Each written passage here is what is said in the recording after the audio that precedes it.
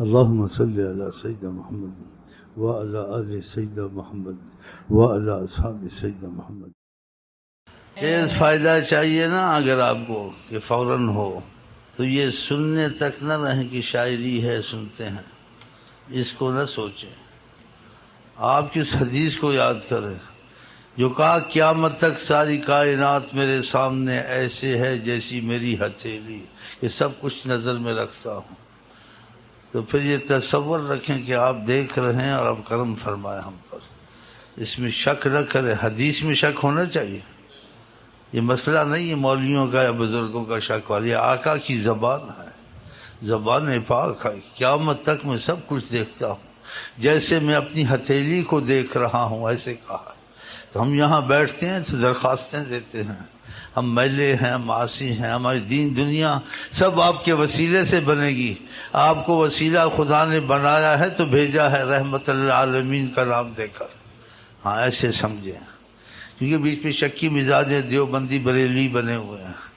پہلے صدیوں دیوبندی بریلوی تھے. دیوبندی بریلوی شہروں کے نام ہیں، چیزوں میں نہ پڑے. بس دیکھیں انہوں نے کیا کہا ہے. جو انہوں نے کہا ہے وہاں مذہب نہیں ہے، وہاں انہی کی بات ہے. مذہب وہاں ہے جہاں آقا کا ثبوت یا نہیں ملے یا کچھ الجھن ہے. یہ تو صاف باتیں آقا کی رحمت للعالمین. اور قیامت تک سب کچھ میں دیکھتا ہوں.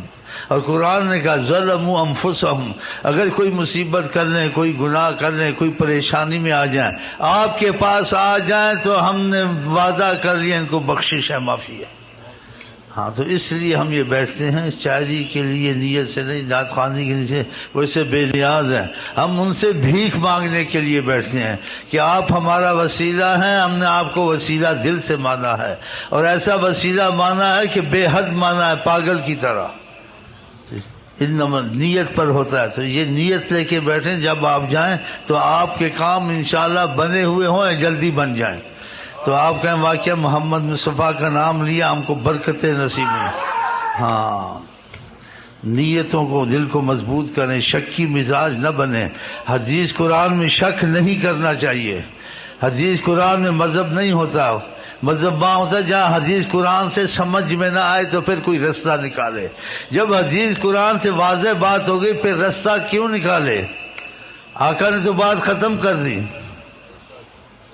اس لیے ہم درخواستیں دیتے ہیں، ہمارے کام سارے ہو جاتے ہیں اللہ کے فضل سے. دیکھو عیش کر رہے ہیں، نہ ہمیں سردی کا پتہ ہے، نہ مہنگائی کا پتہ ہے، نہ سستائی کا پتہ ہے خدا کا، نہ خوف کا پتہ ہے کہ اللہ وسیلے سے امان دیتا ہے. تو ہمارا امان وسیلہ حضرت محمد مصطفیٰ، دنیا آخرت میں نجات دو عالم محمد کا صدقہ.